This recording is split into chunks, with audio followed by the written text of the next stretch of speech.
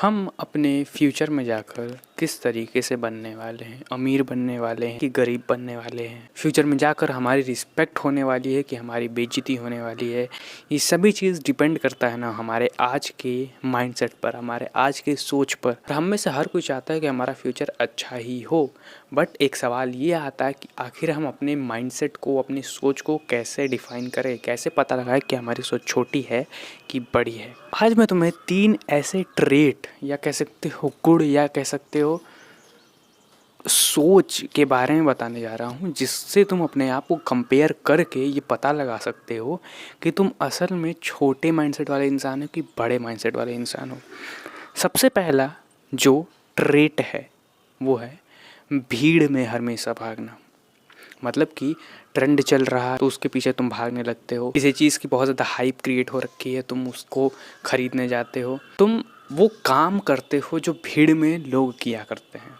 ये चीज़ दर्शाता है ना कि तुम अंदर से उतने स्टेबल नहीं हो। अंदर की आवाज़ को चुप कराने के लिए बाहर की आवाज़ को पकड़ रहे हो। अगर तुम्हें इन शोर शराबे से दूर रखा जाए ना तो तुम बहुत ज़्यादा बेचैन होने लगोगे। क्यों?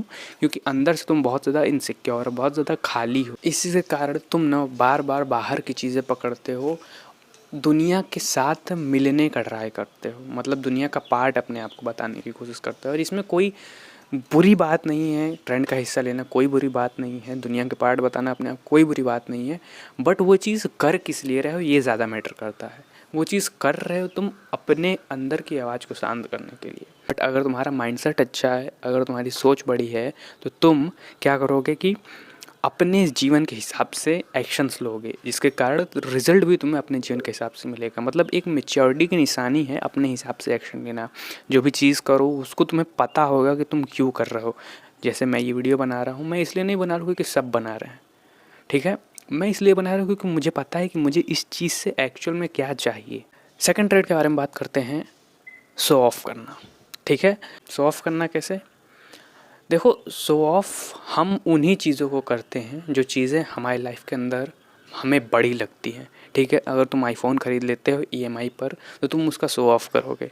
अगर तुम कार ख़रीद लेते हो ईएमआई पर, तुम शो ऑफ़ करोगे। तुम कोई अच्छा चीज़ ख़रीद लेते हो, शो ऑफ़ करोगे।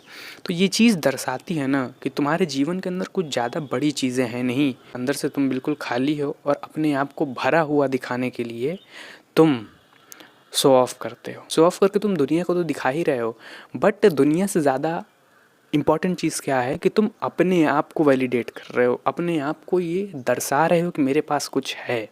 दुनिया को दिखाने से तुम्हें किक मिलता है कि हाँ मेरे पास कुछ है, मेरे पास कुछ है, बट इन रियलिटी ना तुम्हारे पास खालीपन है, अधूरापन है, जिसके कारण ही तुम वो शो ऑफ़ कर रहे हो। ज़रा इमेजिन करो, कोई 10 करोड़ रुपए महीने कमाने वाला इंसान अगर तुम्हारे सामने आ जाए तो उसके लिए आईफोन बहुत छोटी चीज़ है, तो क्या वो तुम्हें आईफोन दिखाता हुआ फिरेगा, देखो मेरे पास आईफोन है, मेरे पास आईफोन है? नहीं, उसके लिए चीज़ें छोटी हैं, नॉर्मल है। तो जिसके लिए जो चीज़ नॉर्मल होती है वो उसका शो ऑफ़ करके क्या ही वैलिडेशन ले पाएगा।